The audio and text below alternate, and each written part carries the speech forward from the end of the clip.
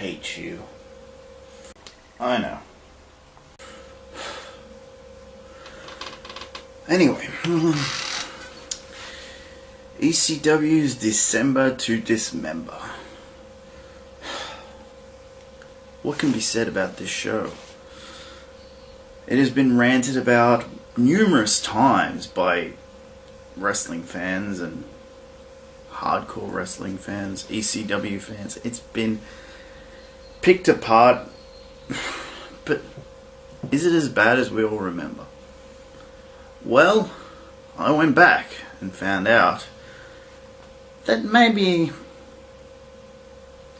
it wasn't as bad as we remember, but it's certainly not that good. We kick things off with the match of the night, the Hardy Boys versus M&M. For those of you who don't know, that's Mercury, Nitro, and Melina. Nitro, of course, we know as John Harrington or John Morrison. And as far as tag matches go, this was pretty alright. There was a couple of moments where I thought the match should have ended a bit earlier, but it's still a very good tag team match.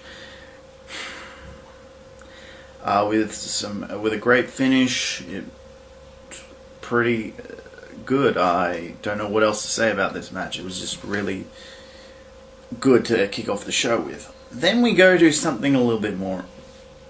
Now, I like Matt Striker, and putting him against Balls Mahoney is a good idea for a TV match, not necessarily a pay-per-view match, unless you're adding some sort of stipulation or something like that. But as far as technical know-how and match thing goes, this is pretty good. The problem is that doesn't really affect the match. Matt's working the shoulder through most of the match, and yeah, Balls is selling it, but Balls ends up winning anyway, and it doesn't really factor into the match a great deal. Now, of course, after this match, we get the announcement that Sabu is injured. Hang on a second.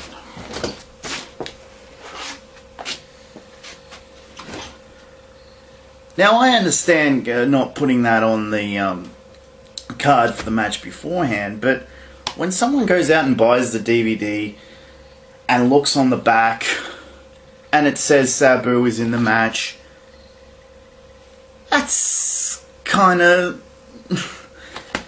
and he's on the front cover of the DVD as well. That's a bit bothersome to me, personally. That's crazy. Anyway, this is the one thing that people quite often bring up about this show. Sabu getting injured and then being subsequently later on in the night replaced by Hardcore Holly. This is an issue. Now, I understand throwing a curveball in, but maybe, unless it's a legitimate reason why no one's there, in the modern era, I suggest you do not scratch someone from the card, because people are often, especially in this case, Sabu is a big ECW name. He's one of the guys that you associate. When you think ECW, quite a number of people think of Sabu. Now, moving right along. I believe the next match, yes, is Elijah Burke teaming with the man Charisma Forgot, Sylvester Takai, taking on the FBI with Trinity in their corner. Now, I'm a big fan of Trinity's. I personally think she was wasted in WWE. This former stunt woman and would be a great replacement for Lita in some respects. She's hot. I think putting her with the FBI was a good idea. But then not doing really anything with her makes no sense to me.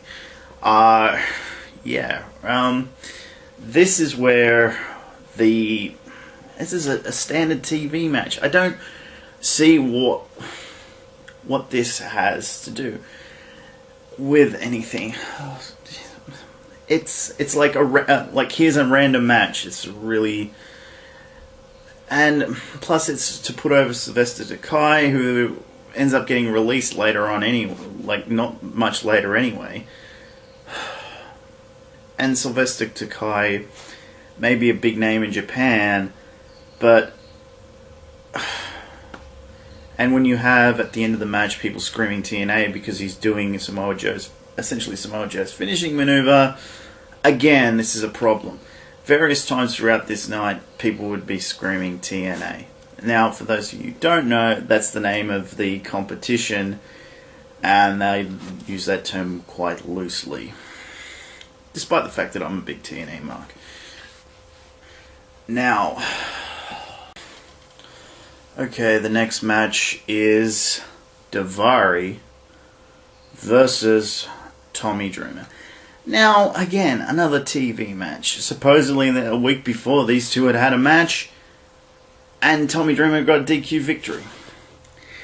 Now, this is not a bad match either. It's just strange booking decision when it comes to it. Davari does put on a good show. Great Khali being in his corner, that plays into it.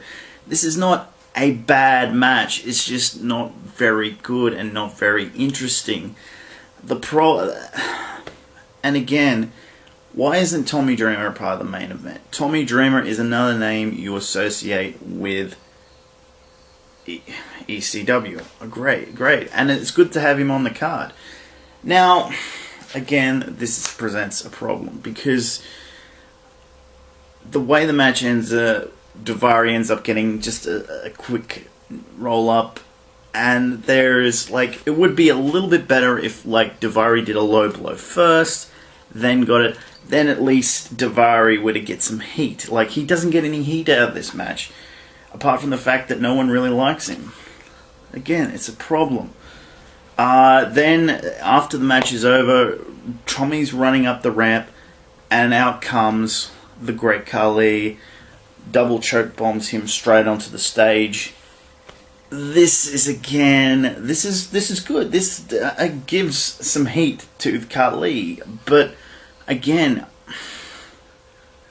they spend some good time on it. That's good, but again, the problem is Davari doesn't get any heat out of this match really either, and it's strange because I just don't see Davari really beating Tommy Dreamer really, because he's essentially half Dreamer's size almost. It's really strange. Then we come to this match. More than any other should have been on the following week's ECW show because of what I'll get to at the conclusion of this match. It's Kevin Thorne and Ariel, who is a duo I really like because they were doing the vampire gimmick at the time, and that was really cool. I really like that. I thought that this would be a great thing for Kevin because I think more than any other guy, he should really kind of take the Taker's mantle as not necessarily the leader of the locker room or anything like that, but the guy from the dark side who really does present some the scare factor in the modern age. But Unfortunately, he's no longer really working for WWE. And yeah, he's not great in the ring, but I think he's serviceable. Ariel's pretty good. She would end up leaving later on and end up teaming with LAX, which is really cool. They were taking on Mike Knox and Kelly Kelly. Now, Mike Knox was doing this story at the time where he was in kind of a feud with CM Punk, with Kelly Kelly being sort of flirting with him, and that was cool. That was a good idea. Why is this match taking place? The match should have been Mike Knox versus CM Punk. Would have been cool. That wouldn't, I'm not saying that would have been a great match, but this is the match that should have been taking place at the pay-per-view. At the end of this match, Mike Knox gets beat up a bit beforehand, but at the end of the match, Mike Knox works out on a la Brian Christopher and Scott Hall taking on, I think it was Jeff Jarrett and Ron Killings. I think it was the third TNA weekly pay-per-view. Anyway, this should have been on TV, and then at the end of the match, we get Sandman attacking Kevin Thorne, and that's essentially all we get from Sandman. Now, I know Sandman in the ring in 2006, not great. So, but glorified cameo on the first ECW pay-per-view since ECW came back. That's strange to me. Then, of course, we get to the main event. Now, we know we got Hardcore Holly replacing Sabu. And in the lead up to this match, we have Big Show, Test, and Hardcore Holly coming out with Paul. Essentially together. We see a shot of them walking out together. And then we get Paul Heyman's promo, as if this show didn't feel more like a 3-hour just ECW TV. Now, I like Paul Heyman. I think he really should be behind TNA at the moment creatively. I know he's back. I know he's doing a good job as a manager and that, but when we get TNA chants and people saying, well, Big Show's going to be retiring next year, which he didn't, but he was taking a year off, it's a problem. Now, some people are supposedly had already left the show, the audience. Again, this is another problem. And we get out of that, and then we get to the show, the main event. The problem with this, it's strangely booked. One of the first people, I think the first person eliminated is CM Punk. CM Punk was pretty over here. I was listening to the crowd react to him. Now, granted, him coming out to the ring, they didn't really react that loudly, but when his pod opened up and he was joining the match, people were excited. That was cool. It seemed like that was going to happen. Now, the two guys that started were Rob Van Dam and Hardcore Holly. I'm sorry, but Rob should have smoked him not too long after CM Punk came in. But anyway, I believe the order of eliminations went thus, though. CM Punk, Hardcore Holly, who was turned on by Test. Interesting. As far as I know, nothing will happen with that, because Test was the next heir to the throne with the ECW title, and then less than a month after that, he's gone. Understandably why. Test eliminates Rob as well, so he gets not only Hardcore Holly, but Rob Van Dam, who eliminates CM Punk. What the hell? That's strange. In my opinion, that's strange. But if you're...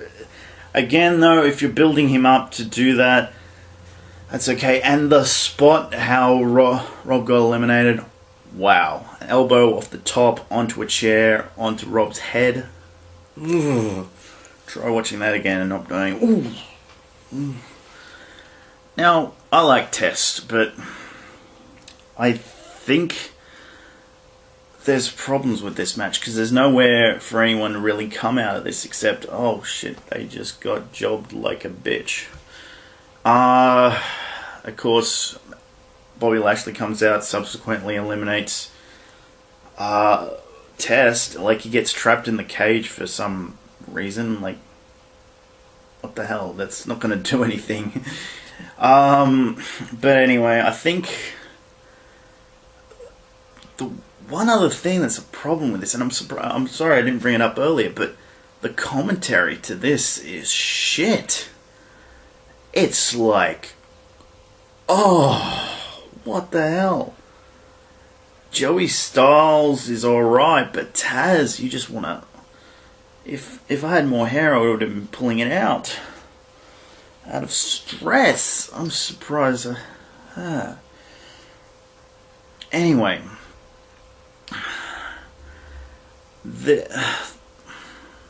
we get down to the last two, which is Bobby Lashley and Big Show. This is alright, they've built up enough tension, but it's been clumsily built at best. There was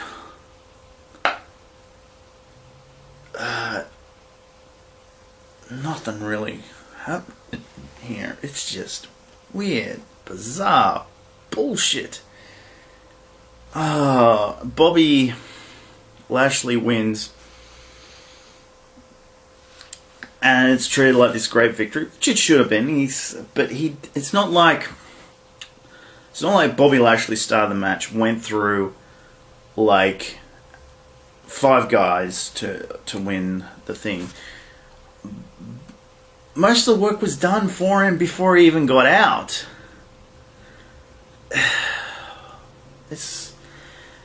See, in my opinion, the best Elimination Chamber matches are the ones where the 2 people that start, one of them is the final one to beat the guy that exits last. Or the 2 guys that start are the 2 guys that finish the match. I think Undertaker and Batista were in one. That was pretty cool. Yeah. That I think it was at No Way Out one year, before they changed it to Elimination Chamber. This, like, it was pretty cool. Like, the last half of this match was pretty good. It's just... oh, CM Punk getting punked out like a bitch. That's not really cool. And I think he was still in his undefeated streak this time. Now, I don't have any problem with RVD pinning him and doing that. It's just really weird. Like, 5-star frog splash. Now, what would have been interesting, alright, is if CM Punk kicked out and Rob was like, and then he went up and did another, managed to get him down again and then do another one, then he gets eliminated. At least then you're not completely jobbing him out like a little bitch. It wouldn't have taken that long either. That's how I feel. Test eliminating him, but not too bad the way it was handled. I think, though, more should have been done with that, because, like, RVD should have had some sort of tension with him at the next pay-per-view. I don't know exactly what happened after this, because, whoa, there was apparently a rematch between Big Show and Bobby Lashley. and it's on the disc too. So yeah, do check that out. But it's not too bad. It's just it's a lot of setup. Anyway, I don't know, but if they had any intelligence at all, they would have had RVD show up at the next ECW taping with a concussion and play with that a little bit. Or said to sell some sort of injury. Now, there was some sort of dodginess with Hardcore Holly's elimination again. Problem. Anyway, what do we have next time? I'll get back to you on that. I'll let you play with your friends for a little bit. I'm expecting something special from you soon.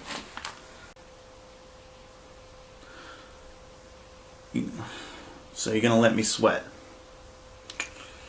Okay, people. I guess we just gotta wait for the next CFG and the Man from Snowy River commentary with a special guest star.